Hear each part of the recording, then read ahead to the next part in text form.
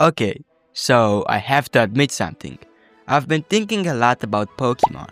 I mean, it's the single most profitable media franchise in history. Its lifetime revenue is somewhere around $100 billion, which is more than Star Wars, more than Mickey Mouse, and more than the entire MCU combined. It's a literal empire built on this simple, brilliant idea. Gotta catch 'em all. An empire of cards, movies, toys, and of course, the video games. So why does a game that so many fans call its best on the Switch feel like a budget in the title? Pokemon Legends Arceus was praised by so many people as a breath of fresh air, a step in the right direction. But I've had this weird guilt, this nagging feeling that the conversation around it is the most dangerous thing that could have happened to the franchise. The billion-dollar problem with Pokemon isn't that the games are just getting worse. It's that we, the people who love it, are learning to accept it. This isn't just about glitches or lazy animations. It's a fundamental problem where the games have become advertisements, and our acceptance of Arceus as a step forward is the most dangerous symptom. When you hear the most profitable media franchise in history, what do you expect from its flagship products? We expect the best. We expect polish, innovation, and a budget that reflects that immense success. Think about it, this is a franchise that has earned more than double what Star Wars has. Yet when you look at a game like Pokemon Legends Arceus, does it feel like a product made from a $100 billion empire? We see other major studios delivering vast, beautiful, technically stunning worlds on the very same console. It makes you wonder why the biggest franchise of them all feels like it's constantly catching up. The expectation for greatness isn't about entitlement. It's a logical response to the franchise's monumental financial success. The games should be the crown jewels of the empire, not the cheaply made advertisements for everything else. So, if they have the money, what's the problem? To understand that, we have to ask a simple question. What is the purpose of a new Pokemon game? For many of us, it's about the adventure.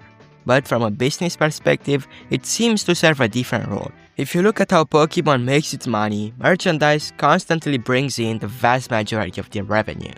The video games themselves are just a small piece of a much bigger financial pie. The anime, the movies, the clothes, and especially the trading card game, that's the real foundation of this empire. From that perspective, the main games start to look less like the main event and more like the engine that powers the whole machine. Their primary role isn't to be a masterpiece, but to be a regularly scheduled content drop. They exist to introduce a new wave of creatures that can be sold as plushies, printed on shirts, and turned into new trading cards. A new game has to come out, finished or not, because the entire commercial ecosystem depends on that new wave of content. And this brings us to Pokemon Legends Arceus. The game was praised by critics and fans as a massive step forward, and in many ways it was. The new catching mechanic was addictive, and the break from the old formula was desperately needed. But let's be honest about what the game actually was. A tech demo, a proof of concept with some glaring, undeniable flaws. The world felt barren, made up of big empty zones with blurry textures and aggressive popping. The gameplay loop, while fun at first, got repetitive.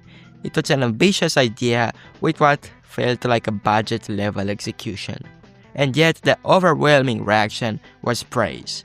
Many fans still call it the best Pokemon game on the Switch, and a must buy. And that response, however well-intentioned, sent a clear and I think dangerous message to the Pokemon Company. We will accept a half-finished product as long as the idea is interesting. We'll do the Q&A for you.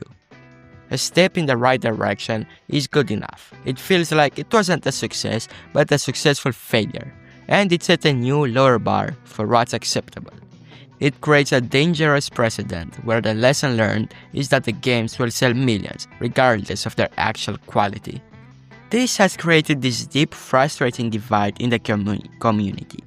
On one side, you have fans who are justifiably angry. They see the technical issues, the cut corners, and the empty words, and they feel shortchanged. a lot of the time they just get dismissed as haters.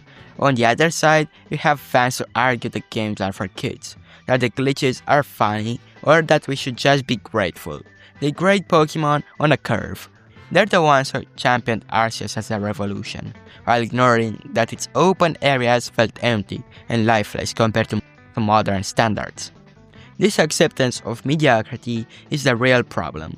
It's the single greatest obstacle to the franchise ever reaching its full potential. When millions of people buy a game that feels unfinished and then defend that game, it gives the company zero financial reason to change. Why spend more time and more money on polish when you know the sales are guaranteed? Why delay a game to meet a standard of quality when your audience has shown they don't really require one? It's like our loyalty once the franchise's greatest strength has been weaponized against us. We're paying a premium price for a product that are by many objective measures falling short. Now, I want to be clear. I don't think the problem is the developers at Game Freak. It's a talented studio that has created genuine magic in the past. The problem seems to be a corporate structure that forces them into this relentless merchandise-driven cycle that prioritizes deadlines over quality. A new game has to come out, not when it's ready, but when the next fiscal year's toy catalog needs a new cast of characters. Legends Arceus wasn't the new, bold future we were promised. It felt like a compromise, a fascinating, flawed, and ultimately dangerous compromise that taught the franchise all the wrong lessons. It cemented the idea that a cool concept can substitute for technical quality. The result was a fanbase so desperate for something new that it celebrated the prototype as a masterpiece. For Pokemon to ever deliver the kind of game we know it can, the kind of $100 billion franchise should be delivering, the change can't just come from the developers. It has to come from the corporate machine that prioritizes its bottom line over its creative soul. And maybe, just maybe, it needs to come from us, the fans, by demanding more than just a step in the right direction. We need to demand a destination that's actually worth arriving at. But that's my take. What do you think? Was Legends Arceus a true evolution for the series, or was it a dangerous compromise that lowered the bar? Let's share our stories in the comments below. And if you enjoyed this analysis, consider subscribing for more deep dives into the games we love. Thanks for watching.